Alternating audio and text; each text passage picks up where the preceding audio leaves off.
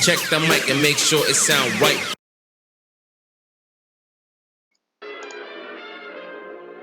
Which way did he go, George? Which way did he go? That way. Well, gee, thanks a lot, George. Thanks a lot.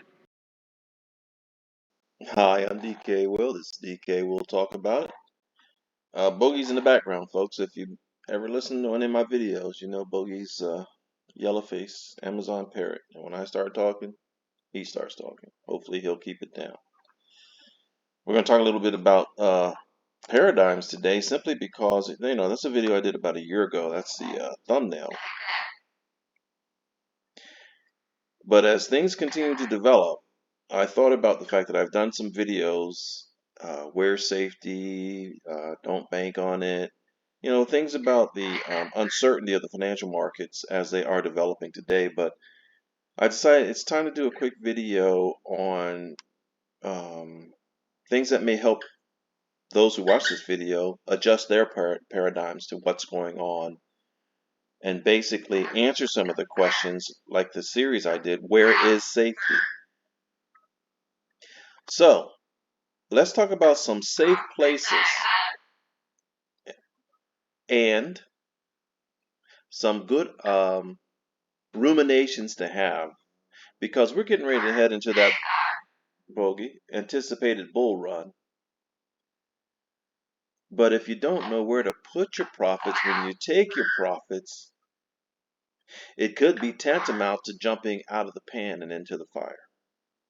And so I'm going to give you some information that hopefully will help Bogey, stop, us make that decision. Let's move on. You know, for those who've been paying any measure of attention to the financial markets, and specifically we're going to talk about the crypto markets, but not just the crypto markets, precious metal markets, the currency markets, there's clearly a major change going on. And clearly, if you've been noticing the crypto market, you can see that the turn from the bear market has happened, and we're getting ready to head into that bull market, that anticipated bull market. Now, we've talked about how the majority of the cryptos are going to fail. We've talked about many things, and here's another thumbnail about dollar cost selling, just like you buy in with dollar cost averaging, selling out. But the focus of this video is, what do you do with the money when you make it? Where do you put it? You have to put it somewhere. It has to go somewhere if you're taking your profits. And as the banking system gets their claws more and more into the profits that are anticipated, specifically like the XRP SEC case, that's really just buying time for the major institutions, the big players, the real power players in the banks, the Black Rocks and things like that, to get their foothold in. Another thumbnail I did was take that to the bank, you know, don't bank on it, basically. So yeah, the bank may be a place for some of your profits, but I'm going to say something that's going to be along the traditional line of thinking. And to be clear, it's not simply because I've gone and got my Series 7 and my FINRA regulation requirements. I still haven't done the 66 yet, so I'm not a financial advisor. This is me telling you what I think, and it's up to you if you agree with what I think.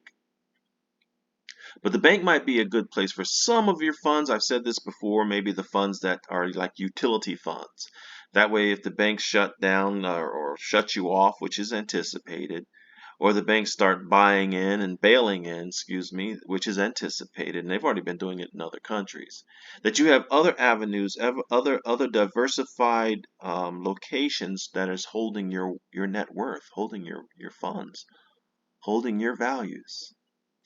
And so I'm going to make a comparison to show you that one traditional route may be the route to go, along with many of the others that I've already recommended. Many who rely on the banking system rely on what's called the FDIC Insurance Corporation, FDIC, where they insure a measure of your funds that are in the bank. And even when the pandemic hit, I had a person who had $1 million in the bank. They came in and they separated into about 4 or so different accounts because they wanted to make sure it's all insured.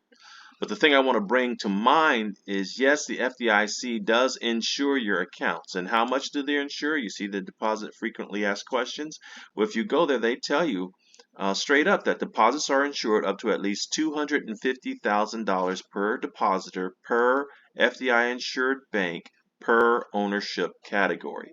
You know, that sounds confusing to the average individual, but to cut it down for you, it's per account. You have different accounts. Each account is insured. So don't think you just get 250,000 on your one account. But the thing to recall, to be aware of when it comes to deposits that are insured by the FDIC up to 250,000, and if you are an XRP holder, if you are into the Iraqi dinar, if you bought a measure of gold and cryptocurrencies, it is anticipated that we anticipate that we're going to have more than $250,000. Am I correct in that? And so it's either going to take several bank accounts or it's going to take some other measures to diversify. But if the banks shut down or the banks bail in, you're screwed if that's where all your money is. And the other thing to keep in mind when it comes to the FDIC and the insurance that they offer is they have to have, for lack of a better term, the ass to put behind them what they're saying. And if you look at the M1 money supply, you know, the FDIC has funds in the measure of billions. But the M1 money supply that's in the bank accounts and CDs and things of that nature is in the trillions. So they don't have enough money to back everybody in a crash or a bank run or a bank failure. You know, they bailed out recently because they want to keep this hush, but this system is crashing, folks. And so the other traditional route that one might want to go, and it's the purpose of me bringing this video up about where is safety, you know, you might want to consider the fact that there's another form of insurance out there. And that form of insurance out there is called the SIPC. And the SIPC, as you can see, it says here for investors.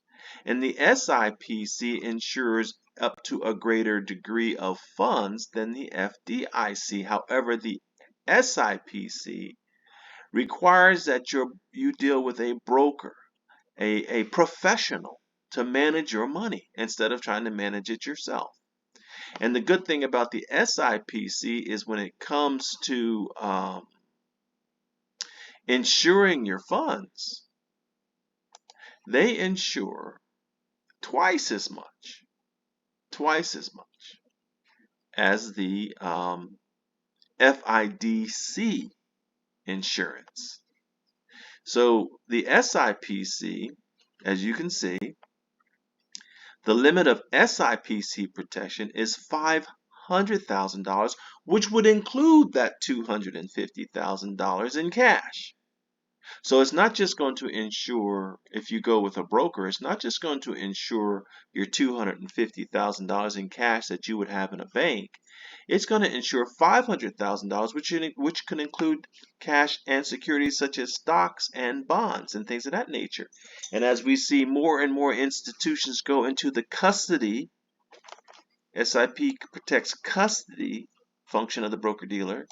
When they go into the custody of your cryptos, maybe even the custody of your XRP, then that too becomes insured up to the $500,000. But what about multiple accounts? Because like I said, we're not expecting a little bit. Each separate capacity is protected for that $500,000 for securities and cash, including the $250,000 cash only. So the separate capacity are individual accounts, joint accounts, an account for corporation, an account for trust, and so on and so forth. And then it gives illustrations here. Mary has an account in her name, and she's protected up to $500,000. Joe has two accounts, each in his own name. For the purposes of SIPC, Joe's accounts are combined, and he's still protected only up to the total of $500,000. Joe and Mary are married. Joe and Mary are married, and they have a joint brokerage which is separate from the individual accounts that they each have at the firm. An additional $500,000 is available for the joint account split between the two. So you see just by going out of the banks and into maybe the Ameriprise Financials, maybe the JP Morgan Chases, the Wells Fargo Wealth Management, the Merrill Lynches, you will find more protection. And as untasteful it may be to those out there who are against the establishment is going to eventually win. And if you are really against the establishment, then you need to get rid of your XRP. Because XRP is in bed with the central banks just as much as you are in bed with your spouse, just as much as Joe and Mary are in bed together as a married couple.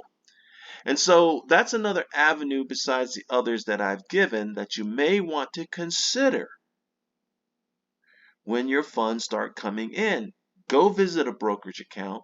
Speak to a wealth management individual, a financial advisor, a registered representative, and begin to open the accounts, letting them know your goals so that you can protect as much money as you want. So if you only have $1 million, maybe you only need 2 accounts. If you have multi-millions, you're going to start getting into family offices and things of that nature, and that's a whole nother angle, but that's not the purpose of this video. The purpose of this video has been given. Many people rely on the FDIC, but I can assure you the FDIC does not have enough money to offer the $250,000 per depositor per insured bank if there is a major bank failure. They just don't have the funds. The SIPC is dealing with insurance companies, not necessarily, the federal government, and as a consequence, they have the Lloyd's of London type capacity in protecting your funds. So along with the SIPC, I want to remind people of another avenue that I've given, and that's get yourself some gold. And since you don't want to hold gold and log it around, Glint is a way to go. Now, I will remind you, as much as I wish Glint would sponsor me some videos and I'd put more videos out, I am sponsored by nobody. But everything I'm telling you is a version of practice what you preach, folks.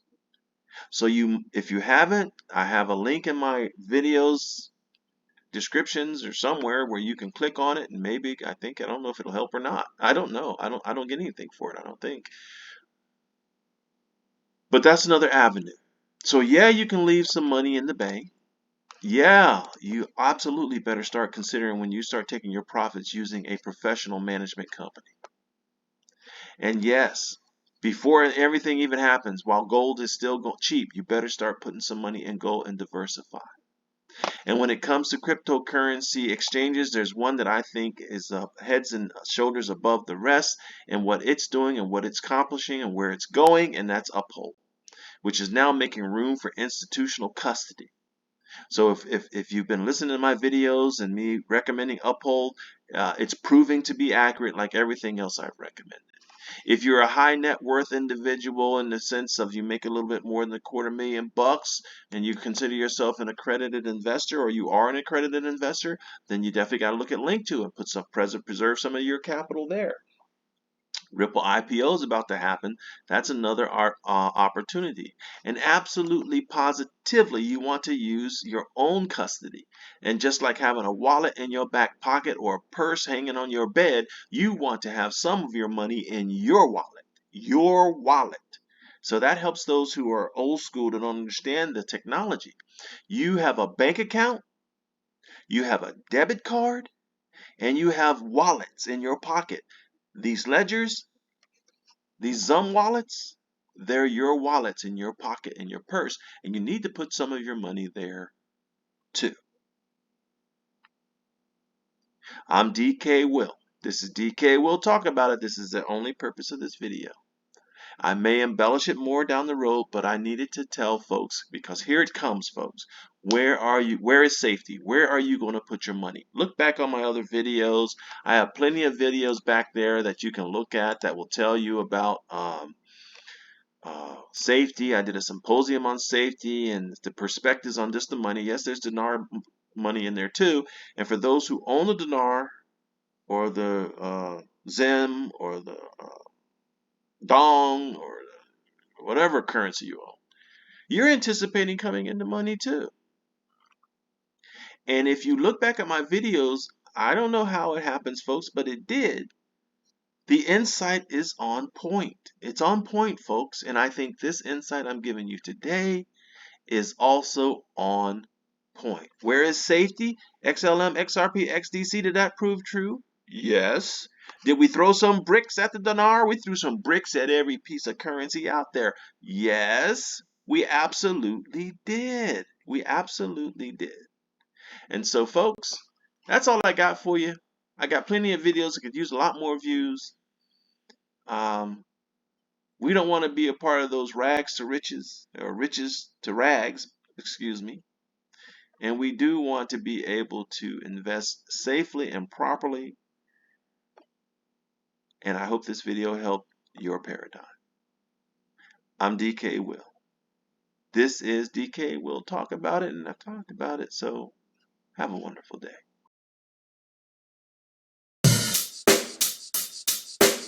Check the mic and make sure it sound right.